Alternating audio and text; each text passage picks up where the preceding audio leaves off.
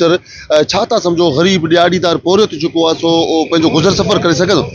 साईं गुज़र सफ़र करणु तमामु घणो ॾाढो ॾुखियो थी वियो आहे ऐं असांजी आवाम जेका आहे घर निंड पई थी करे ऐं बहितर आहे त आवाम खे सुजाॻ थियणु खपे ऐं जेके ही हुक्मरान आहिनि ही असांजो रत सफ़ा पी आहिनि ऐं असां जेके कंपनी या सैलरी वाइदूं 15,000 18,000 इन्हनि जो तमामु गुज़ारो मुश्किल थी वियो आहे, तमामु घणे में घणो गुज़ारो मुश्किल थी वियो आहे।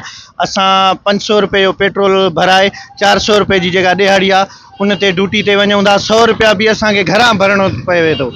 तमामु घणो नुक़सानु पइजी वियो आहे। आवाम खे बहितर आहे त सुजाॻ थियणु खपे, गाॾियुनि खे बंदि करणु खपे, कम से कम 4 ॾींहं घर रुगी वेही रहनि, 4 ॾींहं घर रुगी वेही रहनि त हुक्मराननि खे ख़बर पवे त ही आवाम हाणे जागण शुरू थी वई आहे इनकलाब जे तरफ़। इमरान खान जी हुकूमत में पेट्रोल जी क़ीमत में 10 रुपया चार्ज थींदो त उन टाइम ते गवर्नमेंट जेको सो दाऊं कुकू असेंबलियुनि में त पेट्रोल महांगो थियो, वज़ीर आज़म चोर आहे, हींअर छा था सम्झो अथव?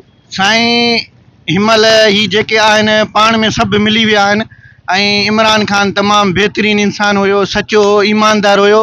उन्ही जो हिते को पाकिस्तान में त अहिड़ो को हुक्मरान न आयो आहे, न को अहिड़ो को लीडर आयो आहे जेको उनजो मुक़ाबिलो करे सघे। तमामु बहितरीनु ऐं सुठो हुयो ऐं ही सभु हिक ॿिए खां वधीक होशियारु आहिनि। इमरान खान तमामु बहितरीनु हुयो ऐं बहितर हुयो। दिहाड़ीदार काॾे वई हिन महिल? साईं दिहाड़ीदार ॿुधायोमांव न मां त असां 500 रुपए जो पेट्रोल भराए 400 रुपए जी ड्यूटी माना दिहाड़ी ते वञूं पिया। असां 100 रुपया घरां ॾियूं था, सफ़ा बेहाल थी विया आहियूं, तमामु गुज़र सफ़र नथो थिए हाणे। वॾी महिरबानी।